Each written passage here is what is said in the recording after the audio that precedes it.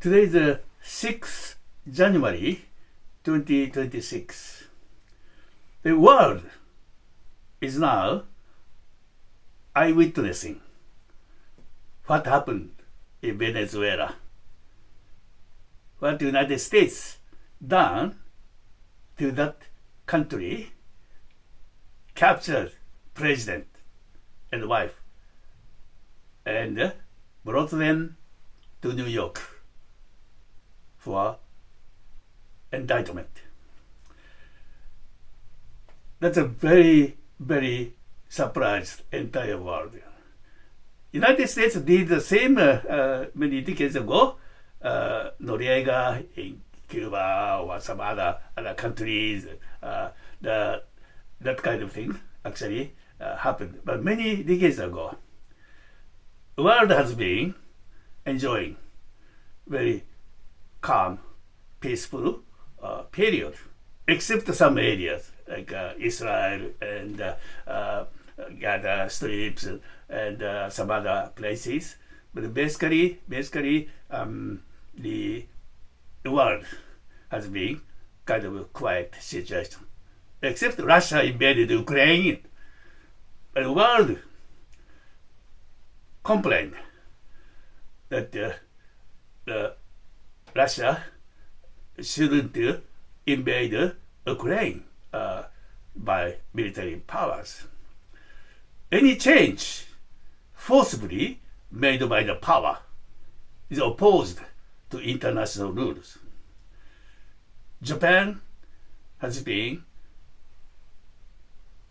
appealing that point of view because we have a Taiwan issue. In case China does any move, don't change the area forcibly by power. So this is the kind of a basic stance. And United States saying similar things. World share that view. But what we have seen in Venezuela, United States, Venezuela, sovereign country, invade, forcibly change the situation of the state. Now, Trump today mentioned that he's getting the 50 million barrels of the oil from Venezuela. Venezuela is the largest reserve of petrol. 50 billion, or 500 billion barrels, the potential reserve, world largest, more than Middle East countries. But the actual production is only 1 million barrels because of very poor facilities. Management is horrible. So Trump is very much the proud the United States can take a management of Venezuela as a state. That is actually happening in front of the world. So if anything happened to Taiwan by China, the United States cannot say anything because they are doing that kind of thing. And this Venezuela issue at the United Nations, Russia, China criticize what the United States are doing. That is a violation of international law. That's a very, very contradiction happening. So probably if anything happened to Taiwan by China, United States has very much a difficult stand to completely criticize what would be done by China. Because what the United States doing is the forcible change by power. So we actually Japanese stance. The United States is the only allied country with Japan So Japan has been saying this kind of thing, and the United States saying the same thing in the past. But now situation completely different. What Japan can say about what the United States doing? This is a very, very difficult situation we are having in this part of the world. So this 2026, anything could happen. We have to be very cautious about what's going on. But if you are prepared for doing what? How to prepare the geopolitical involving a military action? How can you prepare anything? Japan, the militarily can't compare with China today. We need United States to be together to do any action against anything happening in the Far East. So this year is very much serious thing may happen. So we have to prepare the contingency things happen. To prepare for future happening, we need to know what is China. China is now kind of main actor in this part of the earth. So Japan need to know more about China. But the situation is somewhat opposite. There are some opinions within Japan which are actually hating China. There used to be many fans about Chinese literature and kind of history, many fans. So there are many group of people, volunteer group, friendship group. They exchange. They are actually some people involved in the cultural exchange. Some people more sports exchange, and many kind of activities enjoyed in the past. But such situation has been changing. When this kind of change happened, this is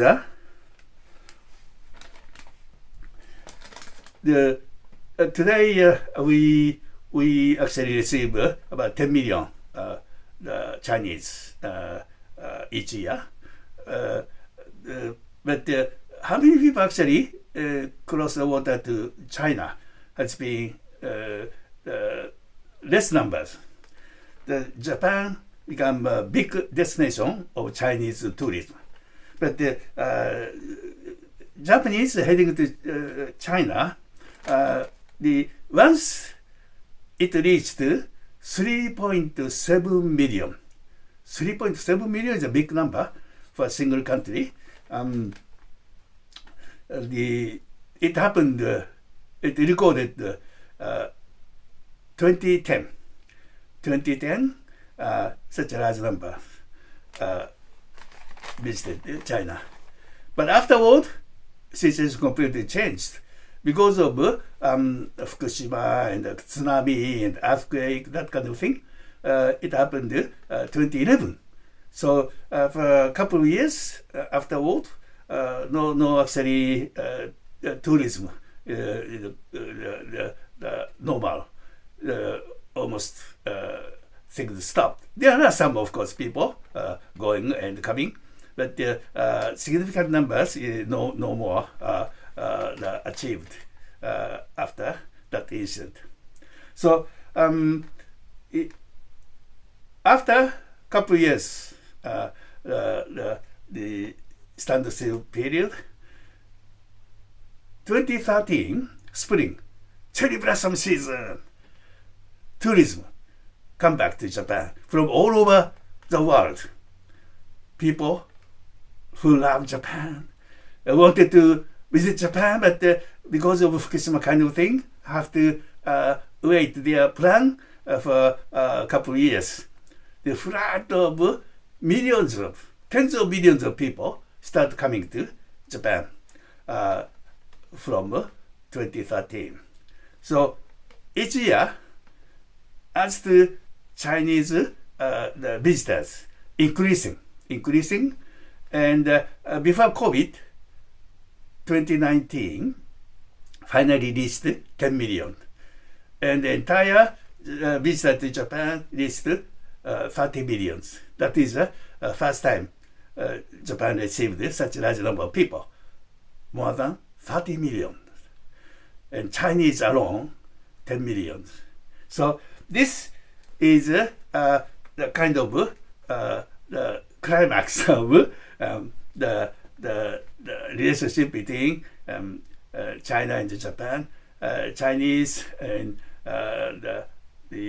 for many decades not actually wealthy the country, the middle class is very much the small income to be able to go overseas. But sometime around turn of the century, 20th, 21st, situation gradually changed. More income Chinese gradually increased. So middle class kind of spanning wide range of the society. So people start enjoying the even overseas trip. Of course, their main target goals European countries, Europe, and America, New York. But some people come to Japan, but very small numbers. This is a very much up and downs because many things happened. Even after turn of the century, there is a 9/11. New York, while the center building is attacked by terrorists, and then while the tourism stopped temporarily for about a year or so, everyone feel fear to take the flight. Could be targeted by another terrorist or something like this. But anyway, after that, the tourism recovered, and but as to Japan, we had big economic the shock. Lehman Brothers went bankrupt. That happened 2008, and then economy, the tourism temporarily shut down. There are something, and the world afterward, after Lehman Brothers shock, economic breakdown, quickly recover, and then people again enjoy that kind of tourism. But for Japan, we had 2011. March 11th, 2011, we had the earthquake, and then the difficulty for Japan to enjoy to promote tourism. So there are up and downs, but the most recent big the highlight is 2019 before COVID. So the increased number of Chinese and then Chinese feeling of Japan improved because more and more people come to Japan and they see what is Japan. That is Japan is different from what Chinese people are taught at the school. The school principle is on Japanese is to teach people what is the vicious existence of the Japanese military forces when they occupy some part of mainland China. So that feeling is actually built up in a mindset of Chinese.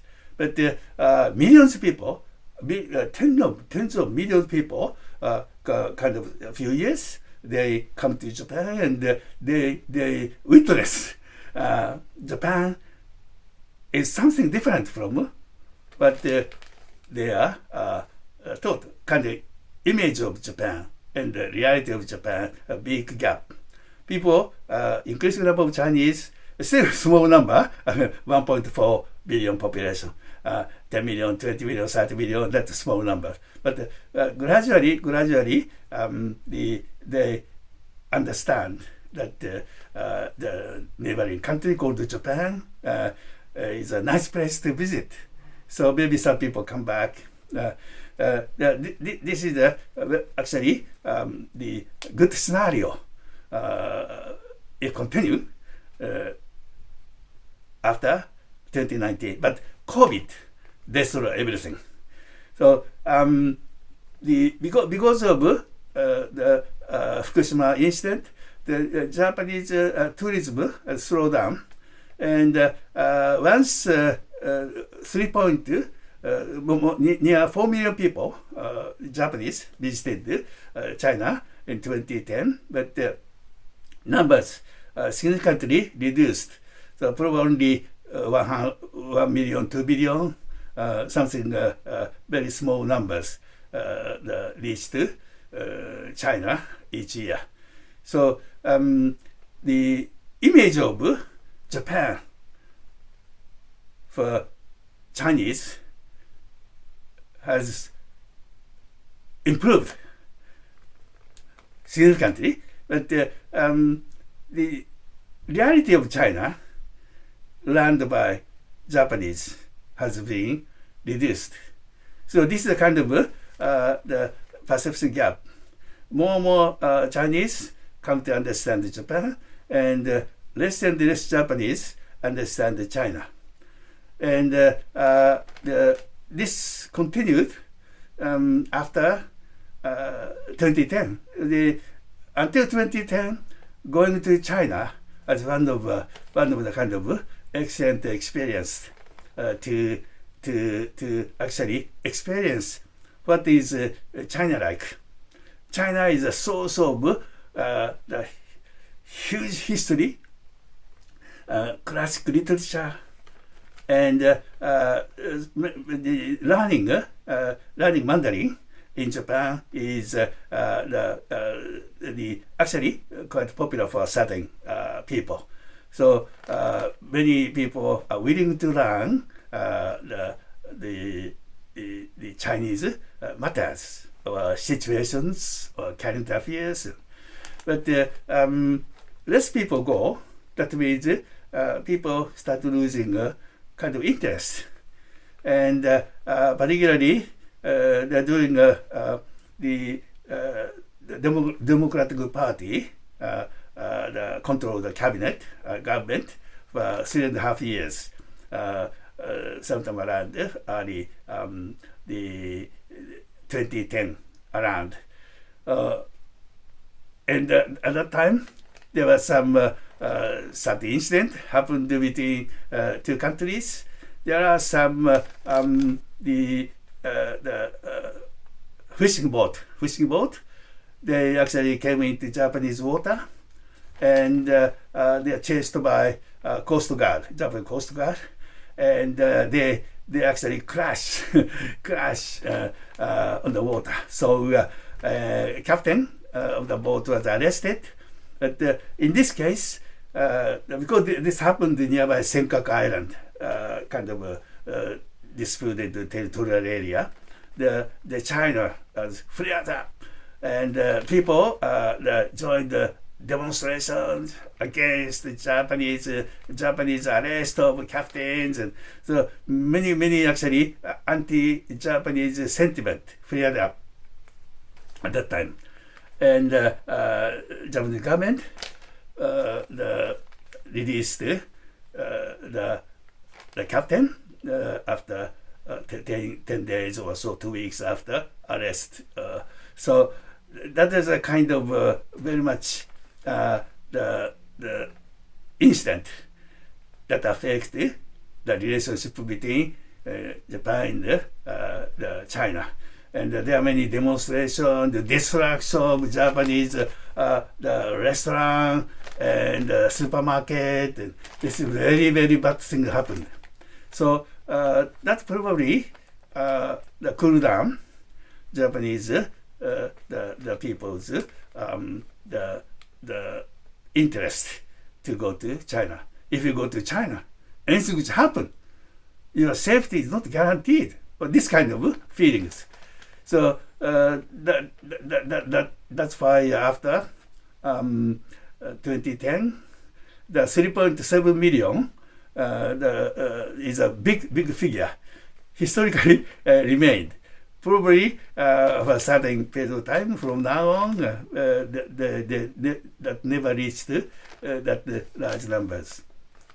Of course, there are many business people working in China, and there are still, if it happens, there are some people very much they keep interest about China. So whenever they have opportunity, they like to visit China and see. They have kind of particular volunteer group, friendship group. They are eager to go there and to exchange their views and experiences with local counterparts. So this is the situation over the last decade or so. So after COVID, many Chinese come back to Japan, but small number of Japanese cross the water to China. So what ordinary Japanese know about China is somewhat limited. If any news about China, that is a kind of geopolitics related the news and issues, and not actually people's lives. And actually, for media, if they like to cover the ordinary people's, Chinese people's life, it may be difficult. When the reporter asks about the question, if anything to do with kind of Chinese politics and current affairs and diplomatic things, people don't want to talk. So because of Chinese the policy, government policy to control the entire sector of China is so strong. Years ago, Hong Kong enjoyed freedom and any elections, any important issues between Hong Kong and China.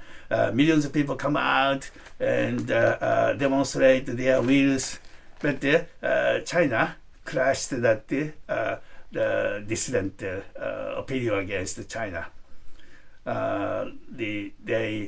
They actually dispatched the chief of Hong Kong administrative chief of Hong Kong sent from China, and they sent many law enforcement, even military the forces to Hong Kong. So Hong Kong is now very quiet.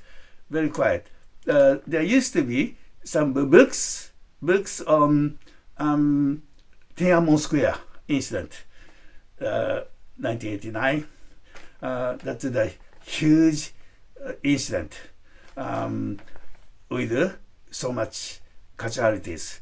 How many? No one knows. No confirmed figures. Some say 1,000, of course 1,000, tens of thousands, no 100,000. No actual figures. And China, there is no actually access to that Tiananmen, that kind of thing. No access. And but Hong Kong was different from mainland China. So Hong Kong bookstores used to have some books about Taiwan, what kind of the Mao Zedong and Xi Jinping, that kind of the publications, some are available. But after actually China, the put some very strong restrictions, all disappeared. Even bookstore chief, the owner of publishing company, that gentleman, age 70s, arrested and put into the jail. Now maybe 4 or 5 years. He just recently make appearance at the court, but this kind of the opinion leaders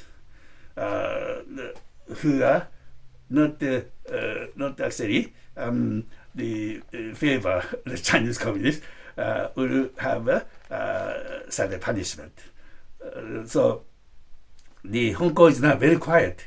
Of course, there are something underneath, but we don't know because nobody wants to talk about it.